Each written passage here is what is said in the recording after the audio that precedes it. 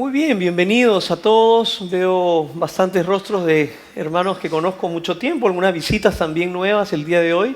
Espero que se sientan en casa, siempre es lindo podernos reunir, poder adorar al Señor y poder ver de qué manera el Señor nos quiere encontrar a nosotros. No sé si cuántos de ustedes estuvieron hace un año, pero hoy se cumple el primer año desde que empezamos esta sede aquí en Miraflores.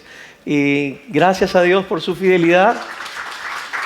Hemos empezado 2 servicios, ese es el primer domingo que tenemos 2 servicios y realmente agradecidos por lo que Dios está haciendo en nuestras vidas, en la familia también. Así que, bien, hoy estamos empezando una nueva serie inspirada en el libro de Santiago, ¿ya? Para los que de repente no están tan familiarizados, Santiago es una especie como de libro de proverbios, pero del Nuevo Testamento. Proverbios y Santiago son 2 libros de sabiduría práctica. Es decir, cómo se ve una espiritualidad de una manera sencilla y práctica en la vida. Así que Santiago un poquito es un libro que nos va a ayudar a ver cómo aterrizamos nuestra fe de una manera que sea visible, práctica y sencilla de practicar. ¿Ok? Así que eso es lo que vamos a estar viendo. Primero, a manera de introducción, es bueno reflexionar, ya que entramos al libro de Santiago durante las próximas semanas, primero tener claro quién fue el autor. Bueno, el mismo autor se presenta a sí mismo, es el apóstol Santiago, en el capítulo 1, versículo 1 del libro de Santiago. ¿Y quién era este Santiago? Pues Santiago era apóstol, pero también era medio hermano de Jesús. La tradición nos dice de que Santiago era medio hermano porque tanto él como Jesús tenían a María como madre, pero tenía Santiago a José como padre. Jesús fue engendrado por Dios mismo, obra y gracia del Espíritu Santo. Entonces, esa era la relación. Ahora uno entiende por qué quizás para Santiago fue un poco difícil aceptar el hecho de que Jesús, su hermano, con el que probablemente compartieron un montón de historias y compartieron cuarto y todo lo que pasa en la vida familiar, reconocer que ese hermano era el Señor del universo, el Cristo, ¿no? Y los mismos evangelios nos cuentan que a Santiago le costó creer en Jesús. Y no fue hasta que se encontró con Jesús resucitado que realmente Santiago ya no lo ve solamente como el hermano mayor, sino lo reconoce como mi Señor y lo adora como Señor. Al punto que él se convierte en uno de los primeros mártires de la fe cristiana. Él muere por causa del evangelio y por causa de Cristo, ¿verdad? Y también fue uno de los líderes de la iglesia en Jerusalén. Ese es el autor del libro de Santiago. Los beneficiarios, digamos los recipientes originales de esta carta eran los judeocristianos que habían sido dispersos, ¿no? Las 12 tribus le llama Santiago. Eran los judíos que se convirtieron al cristianismo y que estaban sufriendo persecución en diferentes partes del mundo. Aunque nosotros no somos los recipientes directos, indirectamente la Biblia dice que nosotros también somos extranjeros, ¿no? Nuestra nacionalidad está en el cielo, pero estamos viviendo en la tierra. Entonces, y en la tierra van a haber pruebas, van a haber dificultades. Y justamente ese es el primer tema que toca Santiago, hablando de sabiduría práctica. La sabiduría práctica es una sabiduría que tiene que ver con aprender a enfrentar las pruebas. Ahora, el título que le puse al mensaje del día de hoy fue que vengan las pruebas. ¿Algún amén por ahí? Cuando digo que vengan las pruebas, no es que estoy muy valiente, muy con ganas de enfrentar cualquier prueba, para nada. Ya tuve bastantes este año que pasó. Pero cuando digo que vengan las pruebas, me refiero a que no importa que tú quieras o no quieras que vengan pruebas, las pruebas van a venir. Uno no las llama, uno no las busca, uno no las caza. Es más, voy a hacer todo lo posible por no tener que enfrentarlas, pero las pruebas, quieras o no, van a llegar. Y cuando llegue la prueba, yo quiero estar lo mejor listo que puedo. Entonces, cuando digo que vengan las pruebas, no estoy llamando a las pruebas, solamente estoy diciendo que cuando la prueba llegue, y espero que no llegue, pero cuando llegue, quiero estar listo para enfrentarla. Y Santiago justamente comienza su carta diciendo esto, ¿no? Hermanos, gozaos cuando estés en medio de la prueba. ¿Ya? Ahora, antes de entrar a la carta, quisiera comenzar haciéndoles una pregunta. ¿Cuál es la diferencia entre un hedonista, un masoquista y un cristiano frente a las pruebas? Un hedonista, por lo general, el hedonismo, la filosofía del hedonista es tratar de escapar o huir de todo aquello que sea doloroso, ¿verdad? E incómodo. Entonces, el hedonista va a hacer todo lo posible por evitar la prueba, el dolor y el sufrimiento. No solamente todo lo posible, sino todo lo que no debería hacer con tal de evitarlo. El masoquista es el que disfruta y tiene placer al experimentar dolor.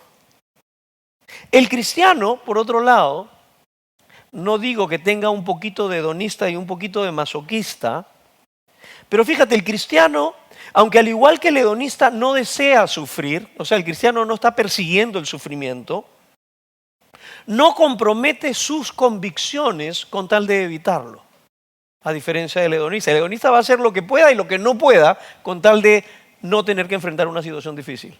El cristiano, aunque no quiere sufrir, no debería comprometer sus convicciones para evitar el sufrimiento.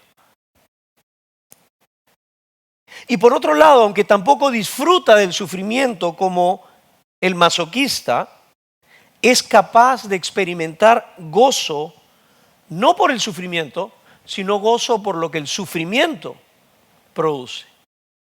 ¿Ok?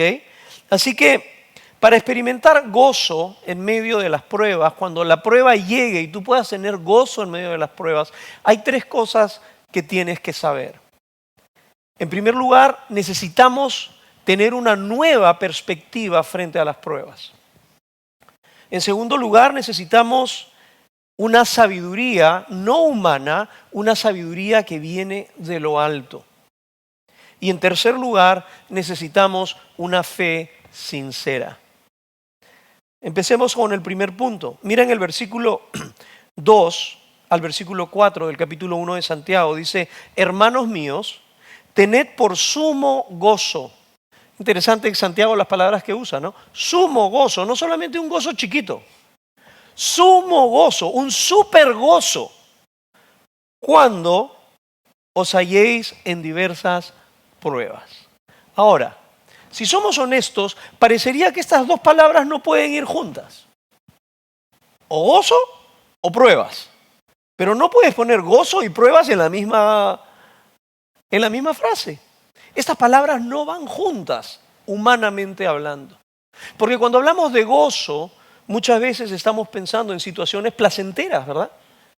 La celebración, un matrimonio, una graduación, ¿no? Es algo gozoso, algo que tú disfrutas. Así que si queremos entender a qué se refiere Santiago, tenemos que comenzar por entender la diferencia entre el gozo y las pruebas. El gozo y la alegría. Estar gozoso no es lo mismo que estar alegre. La alegría es un sentimiento, es una emoción que por lo general está arraigada en las circunstancias. La alegría es un sentimiento y una emoción que está arraigada en las circunstancias. Cuando las circunstancias ameritan alegría, uno se siente alegre y lo disfruta. Pero el gozo no es una emoción, el gozo no es un sentimiento, el gozo es un estado del ser, no arraigado en las emociones, sino arraigado en las convicciones, en los pensamientos y en la perspectiva. ¿Te das cuenta de la diferencia? Alegría depende de circunstancias. Gozo depende de percepciones, de pensamientos, de convicciones. Es por eso entonces que tiene sentido cuando Pablo dice que uno puede tener gozo porque tiene una perspectiva correcta frente a la prueba. No es un masoquista que siente placer y alegría por el dolor, pero siente gozo, un estado del ser al experimentar dolor y prueba porque sabe lo que la prueba va a producir. ¿Ok? Ahora, si yo te preguntara, ¿cuál crees tú que es el fin de la vida cristiana? ¿Cuál sería tu respuesta? ¿Cuál es el objetivo de ser cristianos? O uno de los puntos más importantes para los cuales el Señor nos llama a ser parte de su familia. ¿Qué me dirías? ¿Ah? Okay. Propagar el Evangelio, de alguna manera compartir las buenas noticias que hemos recibido con otros. ¿Qué más? ¿Qué me dirías? ¿De qué se trata la vida cristiana? Y compartimos el Evangelio, ¿para qué? A eso quiero llegar. ¿Ah? Ajá, para ser transformados a la imagen de Jesús. No nos hacemos cristianos para evadir el dolor y el sufrimiento solamente. Un amigo decía, si tú quieres una religión que te evite el dolor y el sufrimiento, te puedo recomendar algunas, pero no el cristianismo. El cristianismo no evita, no busca el dolor, por eso hay una iglesia que se llama Pare de Sufrir, ¿no? Y un montón de gente va porque nadie quiere sufrir. Los cristianos tampoco queremos sufrir, pero la teología cristiana no promueve para nada una vida de cómo evadir el dolor y el sufrimiento. El cristianismo promueve, lo que acabas de decir, Katy, transformarnos a la imagen de Jesús. Eso es lo que promueve el cristianismo. Efesios capítulo 4, verso 13, dice, este proceso, el proceso de la vida cristiana, este proceso de vida con sus dificultades, con sus pruebas, continuará hasta que todos alcancemos tal unidad en nuestra fe y conocimiento del Hijo de Dios, para que lleguemos a ser maduros. O sea, hay un proceso de maduración en el Señor, es decir, hasta que lleguemos a la plena y completa medida de Cristo. ¿Habías leído mis notas, Katy?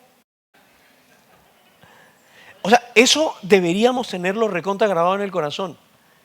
El fin de seguir a Cristo no es simplemente evadir dolor y sufrimiento. El fin de seguir a Cristo es que experimentemos su amor, su perdón, que podamos amarlo de vuelta y como resultado de esa relación de amor, nuestra vida cada vez más refleje la vida de Jesús. De eso se trata la vida cristiana. Y en ese sentido, Santiago va a conectar el gozo en las pruebas con un proceso que Dios está obrando. Un proceso en el cual dice, sabiendo que la prueba de vuestra fe produce paciencia. No vas a desarrollar esa paciencia a menos que tu fe sea probada. La prueba de vuestra fe produce paciencia, mas tenga la paciencia su obra completa para que llegues a ser perfectos y cabales, sin que te falte cosa alguna. ¿Te das cuenta de lo que está diciendo aquí Santiago? Está diciendo, estamos en un proceso de transformación, de maduración. Y ese proceso se desarrolla a través de las pruebas. Por eso que vengan las pruebas. No las llamamos, pero cuando lleguen no quiero que me jalen en la prueba, sino quiero aprender de la prueba y seguir este proceso de transformación. Cuando hablamos de pruebas, aquí se refiere no a cualquier prueba, se refiere a pruebas de fe. Para que cuando vuestra fe sea probada. ¿Y qué cosa es una prueba de fe? Es estar frente a una situación en la que vas a tener la oportunidad de confiar en Dios, de creer en Dios, de obedecer a Dios, de descansar en Dios, aunque te toque atravesar por una situación muy difícil. O tratas de confiar en ti, hacer lo que tú quieres hacer, y solamente te queda la confianza en que tú seas capaz de librarte del problema inmediato. Toda circunstancia que tú atravieses en la que tengas la oportunidad de obedecer o de crear tu propio camino, es lo que se le llama una prueba de fe. Martín Lutero decía que para ser transformados y madurados a la imagen de Cristo hay 3 elementos que son necesarios. Primero, oración. Y cuando hablamos de oración no hablamos solamente de pedirle un montón de cosas a Dios, es de disfrutar, pasar tiempo con Él, aunque sea en silencio con Él. Estar en su presencia y Él en tu presencia. Es ser consciente de Él y disfrutarlo a Él. Oración. En segundo lugar, necesitas la palabra de Dios. Porque Dios habla, mira, te puede hablar hasta por un cielo y un sunset hermoso, te puede hablar en medio de cualquier lugar, pero principalmente la voz inequívoca de Dios está en su palabra. Cuando abres la Biblia estás escuchando de los labios mismos de Dios. Entonces, ¿quieres ser transformado y madurado? Oración, palabra, pero Lutero dice un tercer elemento necesitas incluir ahí, sin el cual es imposible madurar: sufrimiento. Cómo quisiera no tener que decirles eso, pero es así. Es en medio del dolor y del sufrimiento que sale a la luz realmente lo que tú crees. Yo te aseguro que si les hacemos una prueba de teología, no digo que todos saldrían súper bien, pero saldrías bastante mejor de lo que creyeras. Pero si hacemos una prueba donde salga a la luz tu reacción frente a una situación que te amenaza, probablemente el carácter que brote no necesariamente sea el carácter de Cristo. Una vez alguien me dijo que las pruebas son como una taza de agua hirviendo. Los tés, cuando tú los ves ahí, los sobrecitos de té, todos se ven igualitos, ¿no? Todos ustedes son como un sobrecito de té. Pero no es hasta que pones el té en el agua hirviendo que realmente sale la esencia de lo que hay dentro del corazón de esa bolsita de té. Una cosa es lo que decimos que creemos, otra cosa es lo que sale a la luz en el momento que nos sentimos presionados y con miedo. Y el mismo Pedro va a decir: vuestra fe, mucho más preciosa que el oro, tiene que ser probada. Como el oro es probado y purificado en el fuego, las pruebas son necesarias porque van a sacar a la luz tu esencia. Por eso, que vengan las pruebas. Tenemos que cambiar esa perspectiva y entender que la prueba es parte del obrar de Dios para transformarnos a la imagen de Cristo. En el primer servicio estaba mi amigo Juanja aquí sentado adelante y él practica un deporte que es el jiu-jitsu. Y una cosa en el jiu-jitsu, no sé si en el judo, una de las cosas que hacen es usar la fuerza del enemigo a favor tuyo. No es tanto tu fuerza, usas la fuerza del enemigo que te quiere destruir en contra de él y a favor tuyo. Fíjate que las pruebas muchas veces van a ser lanzadas o por tus propias malas decisiones, por las malas decisiones de otro, o por el enemigo que te quiere destruir lo que quiera. Te va a lanzar el ataque como en jiu-jitsu. Pero la sabiduría de Dios es que la que va a utilizar esa misma fuerza que fue enviada para destruirte, para hacer algo que te transforme más a la imagen de Jesús.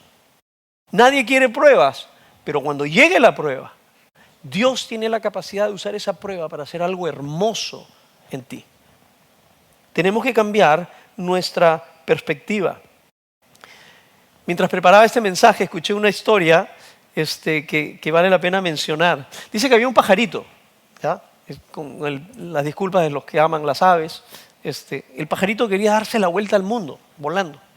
Entonces comienza a volar el pajarito y de pronto llega una parte donde la temperatura baja y se le congelan las alas al pajarito y el pajarito cae en picada así como una bolita de hielo y ¡blum! No murió el pajarito, tranquilo. Entonces ahí está el pajarito y el pajarito dijo: ¿quién diría yo que quería dar una vuelta al mundo? Yo que quería ser un pajarito emprendedor. Acá he terminado congelado. Y en eso pasa una vaca cerca al pajarito y hace lo que hacen las vacas, encima del pajarito. El pajarito dice: lo último que me faltaba. No solo se me congelan las alas, sino que ahora la vaca... Pero en ese momento el calor comienza a derretir el hielo que no dejaba que el pajarito volara. Bueno, no podía volar porque estaba cubierto, ¿no? El pajarito.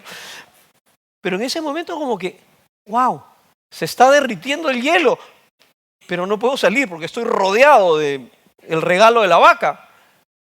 Y en eso pasa un perro por ahí. Y el perro curioso comienza a escarbar y ¡fum! Hace una escarbada y como que el pajarito ve la luz. y las alas. ¿Y qué hace un pajarito cuando se siente contento? Canta. ¿No? Y comienza. ¿Cómo hace un pajarito? ¿Cómo hace un pajarito? ¿Cómo hace un pajarito? Piu, piu, piu, piu, piu. Ajá. Y justo pasó un gato y se comió el pajarito. ¿Qué podemos aprender de esa historia? Lección número 1, no todo el que te llena de estiércol es tu enemigo. No todo el que te saca del estiércol es tu amigo. Y en tercer lugar, cuando estés en medio del estiércol, cierra el pico y espera mejor a ver lo que Dios está haciendo. Las pruebas son como ese estiércol. Nadie quiere estar en medio del estiércol. Nadie quiere estar en medio del estiércol. Pero recuerda que las pruebas no necesariamente son tus enemigas. Y no todo el que te alivia la vida para que no enfrentes la prueba está haciendo lo mejor para ti. Es más, Dios siendo omnipotente tendría el poder de prevenir que nada te toque y no lo hace, no porque no pueda, sino porque Él tiene un propósito en mente y es que seas transformado, seas madurado, crezcas, te fortalezcas. Pero no lo va a hacer por librarte del estiércol de la vaca. En segundo lugar, para tener gozo en medio de las pruebas, tenemos que tener una perspectiva distinta, pero también necesitamos sabiduría. Sabiduría de lo alto. Una de las cosas que les decía era que la prueba de fe es una prueba en la que tú vas a tener dos opciones. O el camino de Dios, la obediencia de Dios a pesar del costo y aprender a confiar en el Señor a pesar de los resultados, o seguir tu propio camino. Finalmente, ¿cómo llegas a esa capacidad de poder saber cuál es la voluntad de Dios y cuál no? Porque nosotros somos expertos en engañarnos a nosotros mismos. Cuando nosotros tomamos una decisión, ya la decidimos y hasta decimos, Dios me ha dicho. Y Dios, yo me imagino, ¿cuándo te dije eso? Y nos acercamos a Dios ya casi con una preconcepción de lo que Él tiene que hacer. Necesitamos sabiduría, sabiduría no humana, sabiduría de lo alto.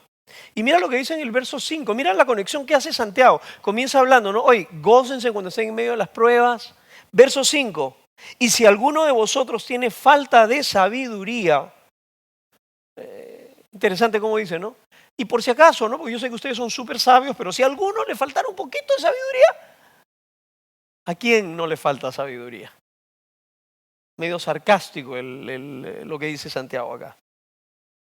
Si te falta sabiduría, pídele a Dios, el cual le da a todos en abundancia y sin reproche. ¿Qué cosa es sabiduría? Sabiduría es la capacidad de poder discernir entre lo que es bueno y lo que es malo. O entre lo que es bueno y lo que es mejor.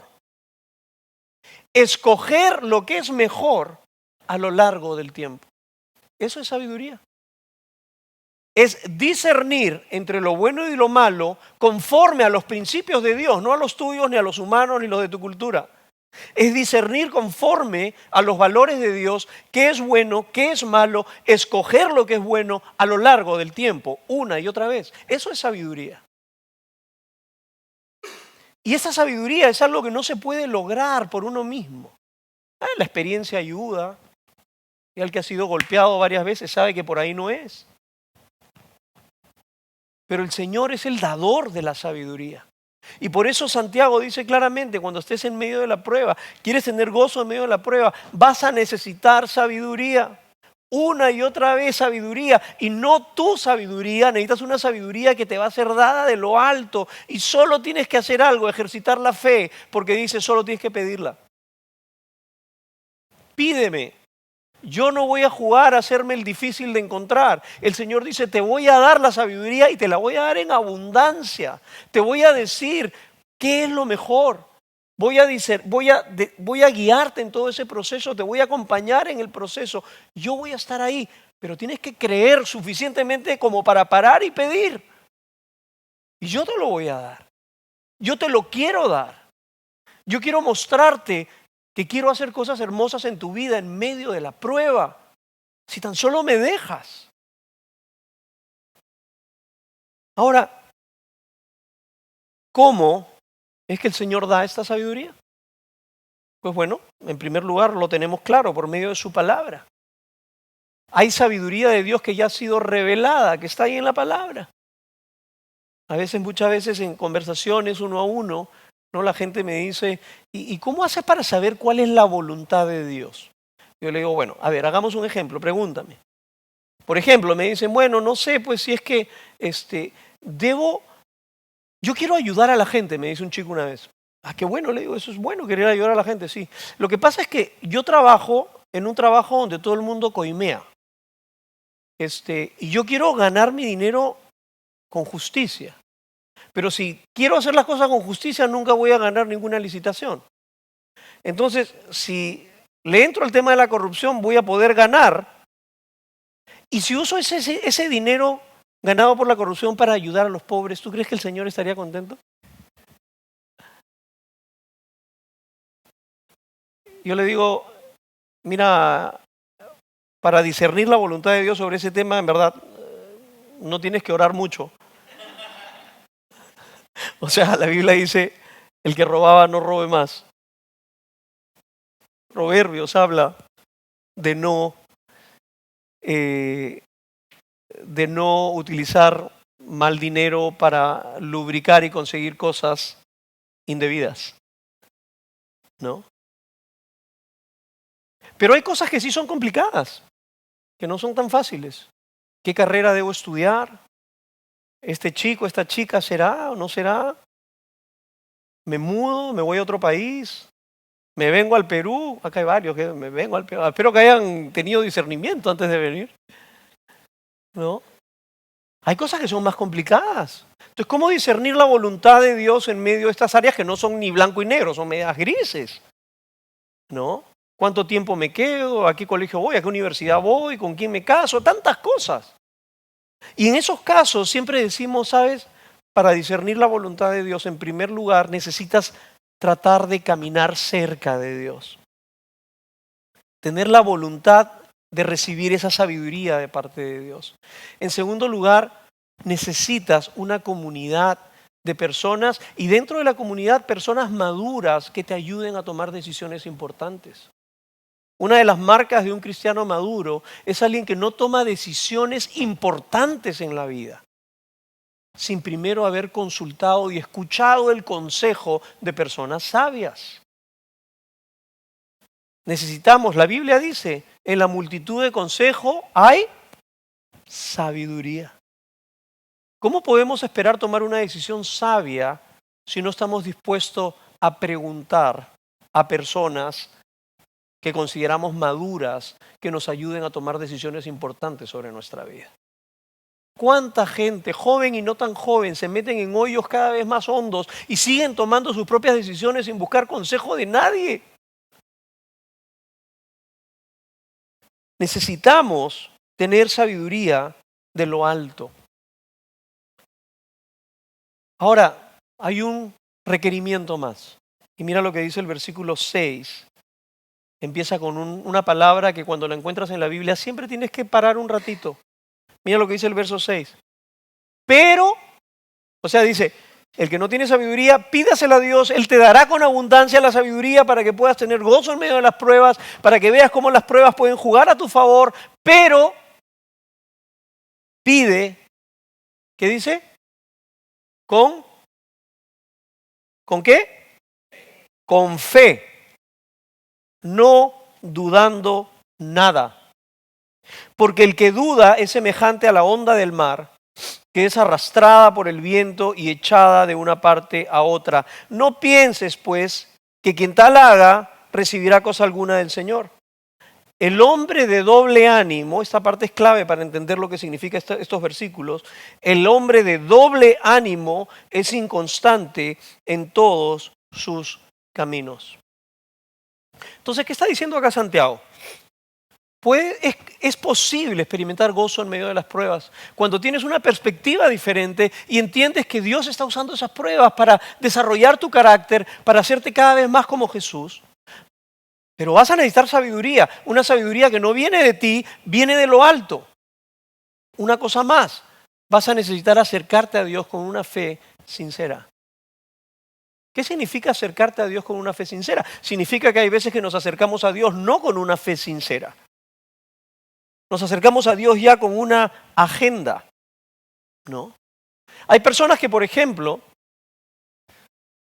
han aprendido de que lo más importante aquí es la fe. Incluso la fe en tu fe. No es tanto la fe en Cristo, sino la fe en tu fe. Si has estado en algún espacio donde de repente has escuchado este término, decláralo. ¿Qué es lo que está detrás teológicamente de eso?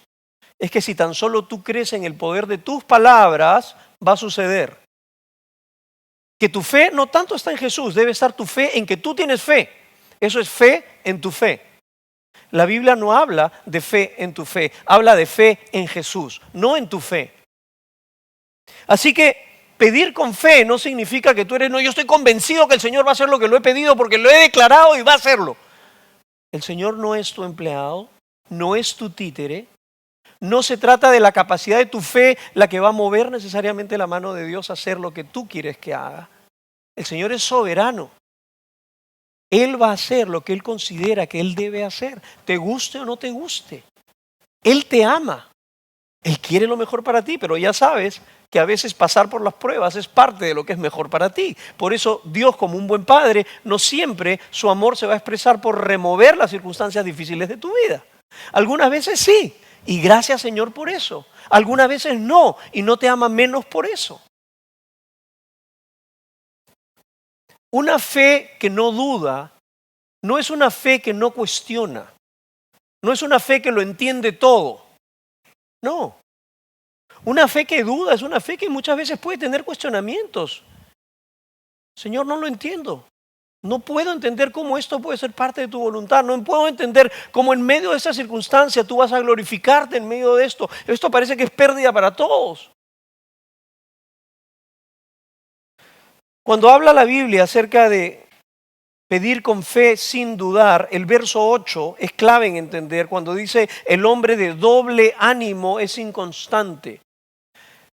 Cuando dice no pidas dudando, lo que está diciendo es no pidas con una doblez en cuanto a tratar de que Dios haga lo que tú ya has establecido en tu corazón que Él haga.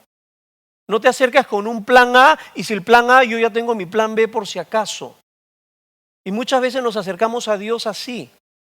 ¿Tú has visto cuando una persona sabe que está haciendo algo que de repente no es lo mejor y va como tu amigo, como tu pariente, como tu familia y te cuenta la historia? ¿Para qué te lo cuenta? Para que tú confirmes que está haciendo lo que es correcto cuando sabes que no es correcto.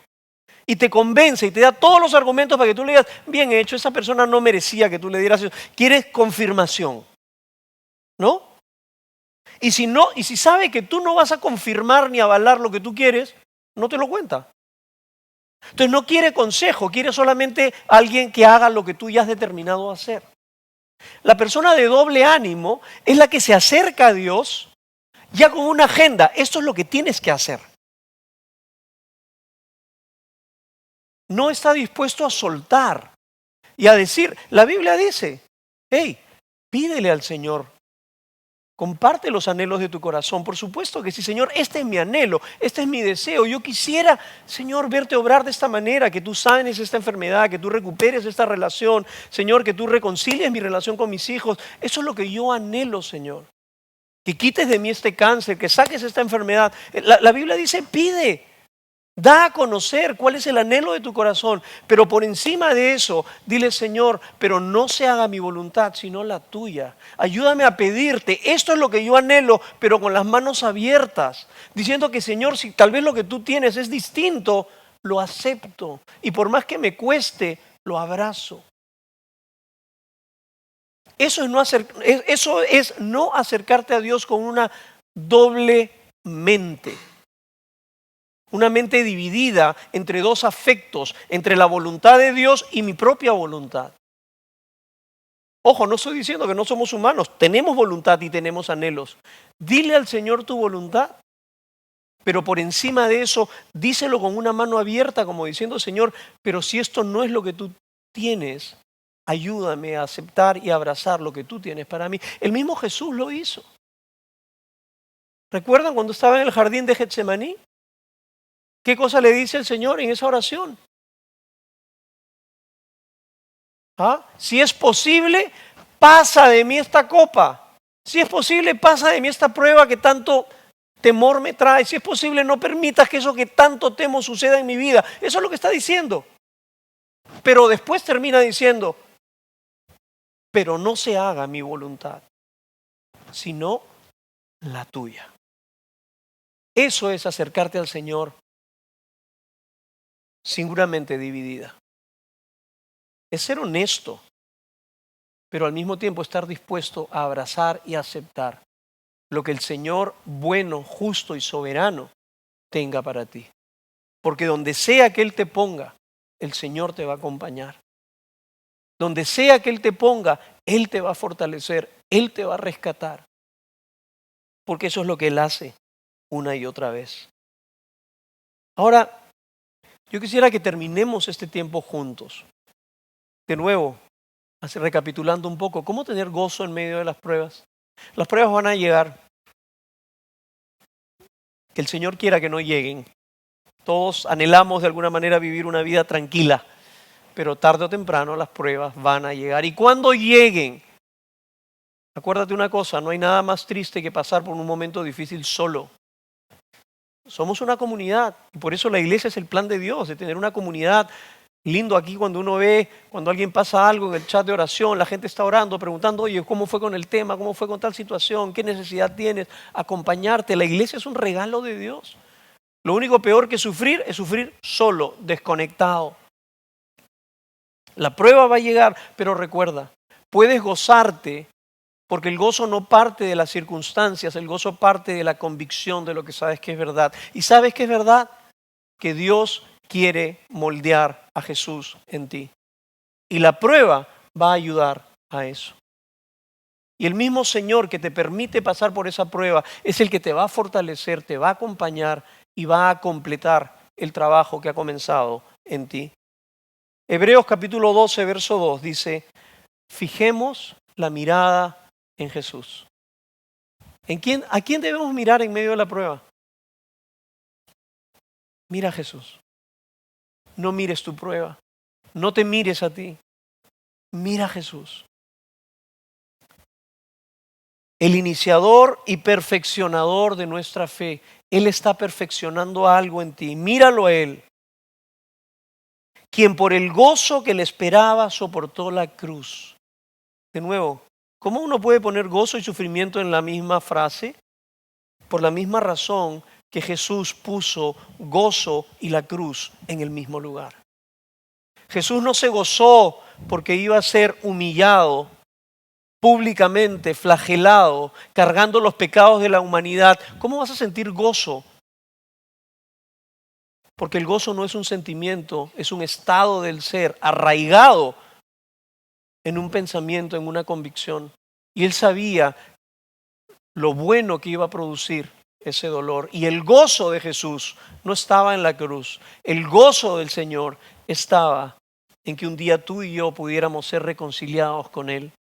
El gozo del Señor estaba que cuando nosotros miles de años más tarde atravesemos cualquier tipo de pruebas, tengamos la certeza que Él puede venir a nuestro rescate.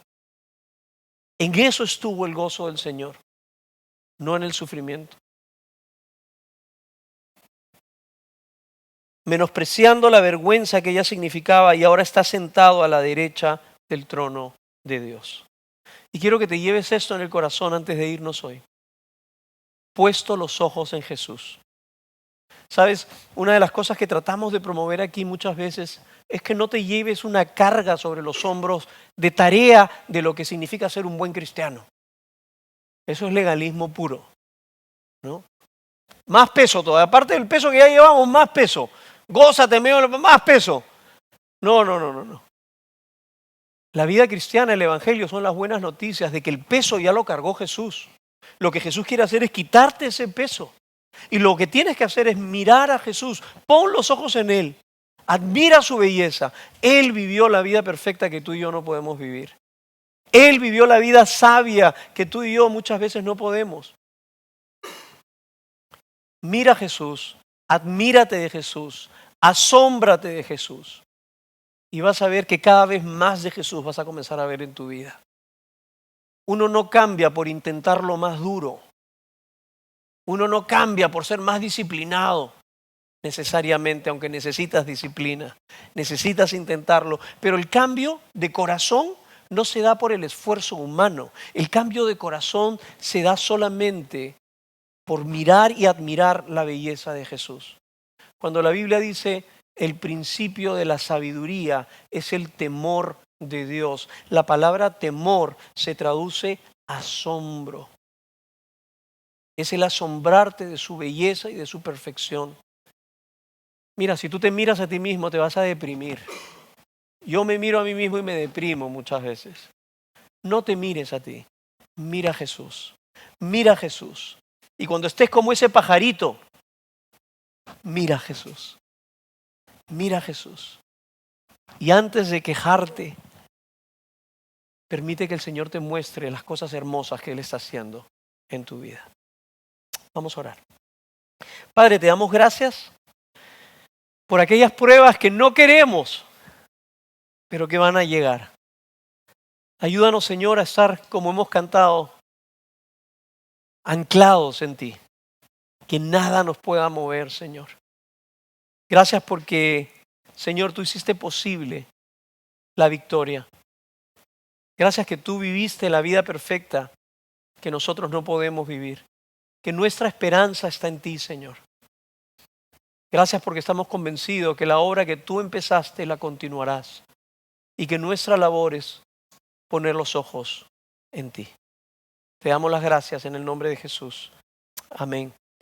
Cada domingo terminamos celebrando la cena del Señor porque es un lindo recordatorio simbólico. El pan nos recuerda que el Señor entregó su vida, entregó su cuerpo por nosotros. Y la copa nos recuerda el nuevo pacto hecho en su sangre. El pacto eterno hecho por el Señor. Que podemos siempre venir confiadamente a Él. Él pagó el precio. Podemos acercarnos confiadamente. Y si eres de los que de repente te has sentido muy débil frente a las pruebas, temeroso de las pruebas, hoy es una buena oportunidad de recordar de que tu futuro está seguro porque Jesús es quien te sostiene. Pon tus ojos en Jesús. Participar de la cena es un hermoso testimonio público. Decir, Señor, tú eres mi Señor. Yo reconozco públicamente que tú moriste por mí. Señor, estoy lejos de la perfección. Me acerco a la mesa no porque sea digno, sino porque soy un indigno salvado por gracia. El único digno que merece acercarse a la cena es Cristo. El resto somos indignos salvados por gracia. Vamos a orar y luego los que quieran pasar a servirse la cena pueden pasar. Señor, gracias por los elementos de la cena, porque es un lindo recordatorio que tú eres el héroe de nuestras historias. Que tú eres a quien rendimos homenaje y adoración en esta mañana. Tú eres el Salvador, tú eres el perdonador, tú eres quien nos tomas de la mano en medio de la prueba y nos acompañas. Cumple tus propósitos en nosotros, en el nombre de Jesús.